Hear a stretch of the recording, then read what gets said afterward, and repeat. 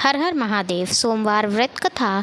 किसी नगर में एक धनी व्यापारी रहता था। दूर दूर तक उसका व्यापार फैला हुआ था। नगर के सभी लोग उस व्यापारी का सम्मान करते थे। इतना सब कुछ संपन्न होने के बाद भी वह व्यापारी बहुत दुखी था, क्योंकि उसका कोई पुत्र नहीं था, जिस कारण अपने मृत्यु के पश्चात व्यापार के उत्तराधिकारी की चिंता उसे हमेशा सताती रहती थी। पुत्र प्राप्ति की इच्छा से व्यापारी प्रत्येक सोमवार भगवान शिव की व्रत पूजा किया करता था और शाम के समय शिव मंदिर में जाकर शिव जी के सामने घी का दीपक जलाया करता था।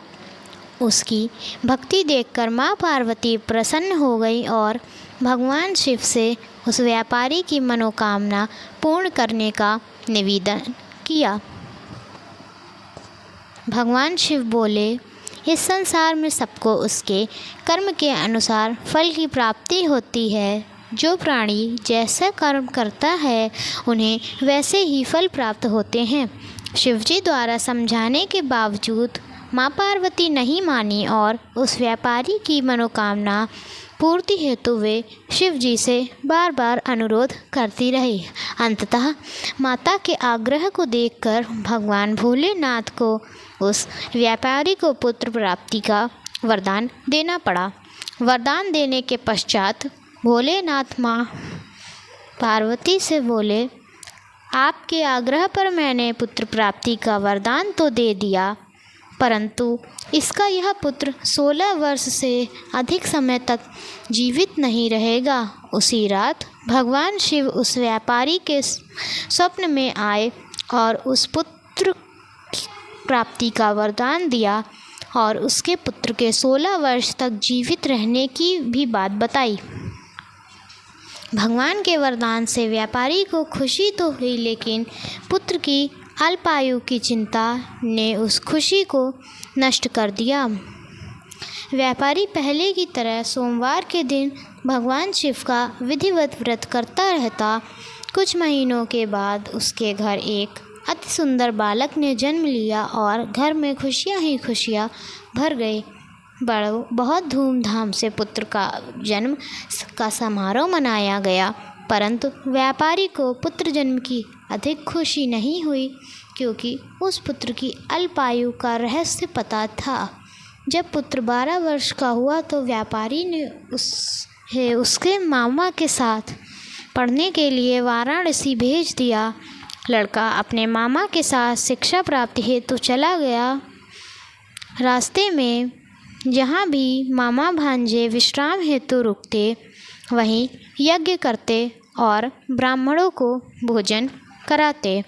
लंबी यात्रा के बाद मामा भांजे एक नगर में पहुँचे। उस दिन नगर के राजा की कन्या का विवाह था, जिस कारण पूरे नगर को सजाया गया था। निश्चित समय पर बारात आ गई, लेकिन वर का पिता अपने बेटे के एक आँख से काने होने के कारण बहुत चिंतित था। उसे भय था कि इस बात का पता चलने पर कहीं राजा विवाह से इनकार ना कर दे, इससे उसकी बदनामी भी होगी। जब वर के पिता ने व्यापारी के पुत्र को देखा तो उसके मस्तिष्क में एक विचार आया। उसने सोचा, क्यों ना इस लड़के को दूल्हा बनाकर राजकुमारी से विवाह करा दूं। विवाह के बाद इसको धन देकर विदा कर दूंगा और राजकुमारी को अपने नगर ले आऊँगा। वर के पिता ने लड़के के मामा से इस संबंध में बात की। मामा ने धन मिलने के लालच में वर के पिता की बात स्वीकार कर ली। लड़के को दूल्हे का वस्त्र पहनाकर राजकुमारी से विवाह करा दिया गया। राजा ने बहुत सारा धन देकर राजकुमारी को विदा किया। शादी के बाद लड़का जब राजकुमारी के साथ लौट ही रहा था तो वह सच नहीं छिपा सका और उसने राजकुमारी के ओढ़नी पर लिख दिया, राजकुमारी, तुम्हारा विवाह मेरे साथ हुआ था। मैं तो वाराणसी पढ़ने के लिए जा रहा हूँ और अब मैं तुम्हें जिस नवयुवक की पत्नी बनना पड़ेगा वह कान्हा है। जब राजकुमारी ने अपनी ओढ़नी पर लिखा हुआ पढ़ा तो उसने कान्हा लड़के के साथ जाने से इनकार कर दिया।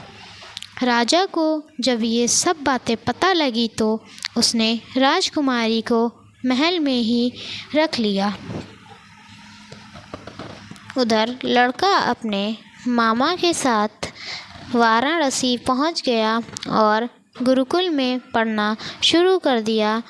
जब उसकी आयु 16 वर्ष की हुई तो उसने यज्ञ किया।